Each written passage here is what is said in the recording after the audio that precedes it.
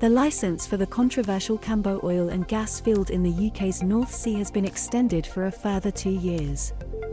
The field, which is co-owned by Shell and Siccar Energy, attracted significant opposition from campaigners while the government regulator considered whether or not to grant a final permit to drill last year.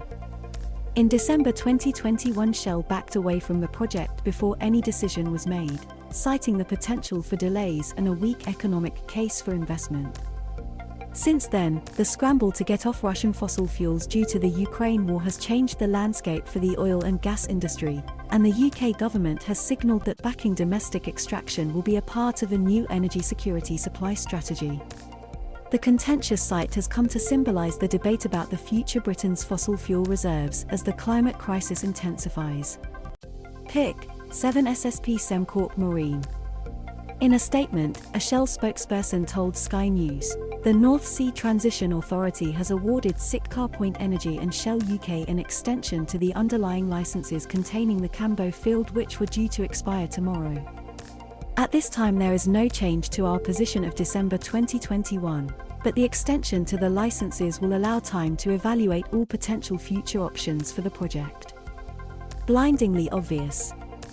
Tessa Khan, director of anti-fossil fuel campaigning group Uplift, said it was blindingly obvious that there is no public case for Cambo, as it would not lower fuel bills or secure supply.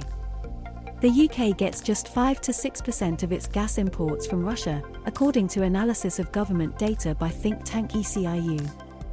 Much of Britain's gas comes from the North Sea and Norway, but prices are still set by international markets. Any gas newly extracted domestically would belong to the company who produced it, and be sold on international markets to the highest bidder. In February, the government's independent advisors, the Climate Change Committee, said increased North Sea extraction was unlikely to materially affect global oil or gas prices, as the UK energy market is highly connected to international markets and the potential supply relatively small. Further extraction would make it harder to stay within safe climate limits, added Ms. Khan. New oil and gas fields offer no solution to the UK's energy problems. That the government is still encouraging them is a scandal, she said. Pushing ahead with the government's electric heat pump plans and accelerating home insulation rates would cut gas demand quicker than proposed expansion of drilling in the North Sea, according to ECIU analysis. 321 environmentalists say no new oil and gas projects should be going ahead, while Oil and Gas UK say Cambo is needed to supply the UK's energy. Ownership of the field is 30% Shell and 70% Siccar. According to Siccar, the field could produce up to 170 million barrels of oil equivalent and 53.5 billion cubic feet of gas over 25 years. Friends of the Earth Scotland said the 2-year licence extension was simply dragging out the inevitable rejection of Cambo.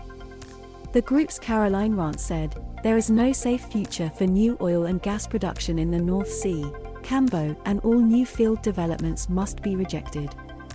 The Stop Cambo campaign group added, Cambo was a bad idea in 2021. It's a terrible idea now. Cambo won't lower bills, but it does put us on a path to wreck the climate. Watch the Daily Climate Show at 8:30 p.m. Monday to Friday on Sky News, the Sky News website and app, on YouTube and Twitter.